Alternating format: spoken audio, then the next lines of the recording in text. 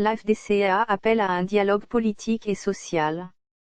Le sénateur Modeste Bahati Lukwebo, autorité morale du regroupement politique Alliance des forces démocratiques du Congo et alliés, AFDCA, appelle à un dialogue politique et social devant réunir autour d'une table toutes les parties prenantes. En vue du règlement de la crise multisectorielle actuelle qui mine le pays. Bahati Lukwebo est arrivé à cette conclusion au terme d'un examen critique et objectif de la situation politique actuelle du pays que le président national du parti politique AFDC a fait. Sur les plans politiques, économiques, social, sécuritaire, tous les signaux sont au rouge et rien ne marche pratiquement pas. Voilà pourquoi, il est urgent de se parler pour éviter que le bateau RDC qui tangue ne sombre pas. Le tableau peu reluisant, du reste, non exhaustif, que Bahati Lukwebo nous présente mérite qu'on prenne vite la mesure du mal. L'AFDCA, en raison de son poids politique, annonce sa participation comme plateforme à part entière à ce dialogue que son autorité morale appelle de ses vœux. Depuis plus d'une année maintenant, le regroupement politique que dirige Bahati Lukwebo avait déclaré son autonomie. Le record qu'elle a battu lors des élections de décembre 2018 est sans appel. Il a prouvé qu'elle a mérité la confiance de la population congolaise. Selon les statistiques de la CENI, l'AFDCA avait obtenu le seuil de 1 250 000 à 1 250 000 de voix, venant ainsi après le PPRD. En comparant le nombre de ses élus à tous les niveaux, l'AFDCA dépasse même CAC, la plateforme au pouvoir. D'autant plus qu'elle est représentée à travers toutes les 26 provinces du pays. Peut-on vraiment envisager un dialogue des Congolais visant à chercher la paix, la cohésion nationale sans prendre en compte une telle force politique? Dans ce document intitulé « Plaidoyer pour la paix, la sécurité, la stabilité, la bonne gouvernance politique, économique et sociale en République démocratique du Congo », Bahati Lukwebo, qui préside aux destinées de la deuxième force politique du pays, ne fait qu'ajouter sa voix à celle d'autres qui s'élèvent de plus en plus pour réclamer ce dialogue en vue de mettre fin à ce chaos qui menace le pays. L'importance de cet examen, la pertinence des idées qui en découlent invite à le lire. À tout prix. Ci-dessus en intégralité le dit examen. Plaidoyer pour la paix, la sécurité, la stabilité, la bonne gouvernance politique, économique et sociale en République démocratique du Congo. Le regroupement politique AFDCA Alliance des forces démocratiques du Congo et alliés, membre de la majorité parlementaire et deuxième force politique de la RDC constituée à 95% des membres issus de la société civile et qui compte 145 élus directs et indirects sur l'échiquier politique congolais, à savoir 41 députés nationaux, 70 députés provinciaux, 13 sénateurs, 2 gouverneurs de province, Sud Kivu et Kasaï central, 7 vice-gouverneurs, Équateur, Maniema, Kasaï, Kasaï central, Tanganyika. Tshopo, Tchuapéa, un questeur de l'Assemblée nationale et 11 présidents et vice-présidents des assemblées provinciales. Est préoccupé par la crise de légitimité issue des élections de décembre 2018, qui affecte le bon fonctionnement des institutions de la République et qui aggrave la situation politique, économique, sociale, sanitaire et sécuritaire qui prévaut actuellement en République démocratique du Congo. La coalition FCC-CAC qui gouverne le pays depuis les élections précitées a montré ses limites, ses incohérences et ses insuffisances à telles que ses querelles internes ont plombé tous les indicateurs qui sont au rouge nonobstant la volonté affichée et maintes fois exprimée par le nouveau président de la République M. Félix-Antoine Tshisekedi Tshilombo. Sur le plan politique, manque de concertation, absence d'harmonisation et de politique commune, ingouvernabilité, impunité, corruption, dysfonctionnement des institutions et conflits permanents entre elles, conflits entre les membres des institutions, conflits et bagarres entre les membres des partis politiques en coalition, violation des droits des citoyens et des partis politiques, violation de la Constitution, des lois et des règlements intérieurs des chambres du Parlement, emprise politique sur l'appareil judiciaire, gestion du pays sur base d'un accord secret, comportement type d'une cohabitation non déclarée, etc.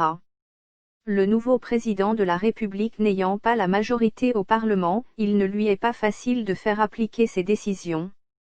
Sur le plan économique, détérioration du cadre macroéconomique, absence d'un plan de développement, inexistence d'un plan de relance économique après la pandémie de Covid-19, absence d'un plan de soutien économique aux entreprises en difficulté, manque de politique économique, budget insignifiant et irréaliste, caolige des recettes, détournement des deniers publics, marché public de gré à gré, déficit chronique des finances publiques, perte de valeur de la monnaie et du pouvoir d'achat de la population, quasi-inexistence des réserves de change, non-respect de la loi des finances et du plan de trésorerie, baisse drastique des exportations aggravée par la pandémie de Covid-19, dégradation des infrastructures, érosion grandissante dans les villes suite à l'absence d'un plan urbanistique adapté, quasi-inexistence de la production alimentaire et dépendance des importations des vivres et autres biens de nécessité, déséquilibre défavorable de la balance des paiements, abandon de la production industrielle etc. Pourtant le pays regorge d'énormes potentialités agricoles, minières, énergétiques, forestières, hydrauliques et humaines. Sur le plan social, inégalité dans la redistribution de la richesse nationale, détérioration des conditions sociales et sanitaires de la population, aggravation de la paupérisation de la population, grogne dans tous les secteurs professionnels, perte de pouvoir d'achat suite à l'inflation, maladie aggravée par la pandémie de Covid-19, baisse de revenus disponibles des ménages, mauvaises conditions de logement, catastrophes naturelles à répétition, absence des mutuelles de santé, taux de mortalité infantile élevée, baisse de l'indice de développement humain IDH, espérance de vie en baisse, chômage croissant, population déplacée, etc. Sur le plan sécuritaire, persistance de l'insécurité à l'est du pays, Ituri, Beni, Rutshuru, Fizi, Uvira, Minembwe, infiltration des troupes étrangères au Bas-Uélé, Sud-Ubangi, Haut-Uélé, Ituri, Nord Kivu, Sud Kivu, Tanganyika, Kvango, Kasaï central. Grossissement des groupes armés nationaux, activisme des groupes armés étrangers, sous-équipement, sous-paiement et mauvaise prise en charge des militaires et des policiers. Velléité de balkanisation et d'autodétermination etc. À cela s'ajoutent les frustrations post-électorales du fait que plusieurs élus véritables avaient été écartés en complicité avec la Commission électorale indépendante CENL et la Cour constitutionnelle. D'autres forces politiques ont tout simplement été marginalisées lors de la formation du gouvernement, cas de la FDCA, pourtant deuxième force politique implantée partout au pays pour avoir présenté un candidat au poste de président du Sénat en concurrence avec le candidat du FCC. Ce tableau non exhaustif mérite des mesures préventives urgentes qui passent par le règlement de la crise actuelle par voie pacifique et non violente, d'un dialogue politique et social pour chercher le consensus de toutes les parties prenantes. Le pays a besoin des réformes indispensables pour sa survie.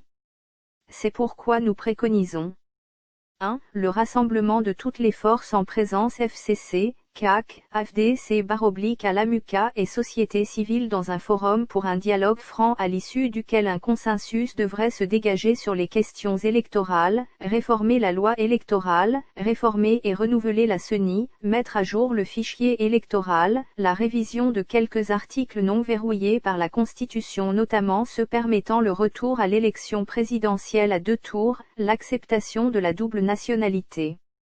L'élection des gouverneurs de province et des sénateurs au scrutin universel direct, l'élection des chefs de juridiction judiciaire par leurs pairs etc. La difficulté réside dans le corps parlementaire qui risque de servir uniquement le FCC au lieu de voir l'intérêt du pays. Faut-il requalifier la majorité ou faut-il convenir d'une période transitoire de 2 ans sur base d'un consensus autour du président de la République ? 2. Composer un gouvernement de mission, de taille réduite avec des personnalités expérimentées capables de redresser la pente en vue de la bonne gouvernance, de la stabilisation, de la croissance économique, de l'industrialisation, du développement économique et de l'attraction des investissements sur base des priorités et des besoins de la population. Sécuriser les investissements privés et stimuler les entrepreneurs nationaux. 3. Définir les priorités dans les domaines de l'éducation, de la santé, de la fonction publique, de l'armée, de la police et du secteur privé. 4. Entamer le dialogue avec tous les groupes armés et concevoir un bon plan de démobilisation et d'insertion des combattants. Prendre langue avec tous les pays voisins et de la sous-région sur les questions diplomatiques, sécuritaires et économiques. Promouvoir le dialogue entré au sein des communautés. Répartir équitablement les revenus entre les provinces et les entités décentralisées. Prendre en charge correctement les agents de l'État, les militaires et les policiers et assurer régulièrement leur paix.